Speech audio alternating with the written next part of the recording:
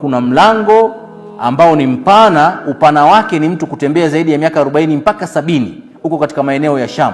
Allah subhanahu wa ta'ala ameumba mlango ule siku alipoumba mbingu na ardhi, haufungwi. Kazi yake ni kukubali tauba za watu wenye kutubia.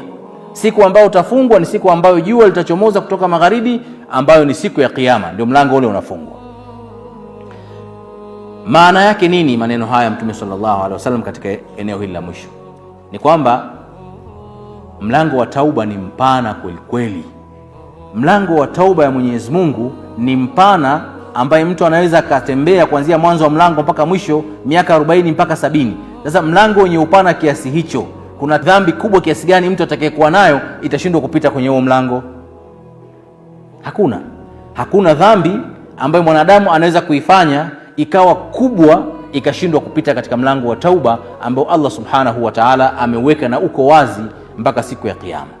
Maana yake ni kwamba madhambi yoyote utakayoyafanya au nitakayoyafanya mimi na wewe, yawe makubwa kama mlima wa Kilimanjaro, sio mara 5 mara ngapi, yote Allah subhanahu wa ta'ala yuko tayari kuyapokea na kukusamehe pale utakapokuwa ni mkweli kwa Allah subhanahu wa ta'ala.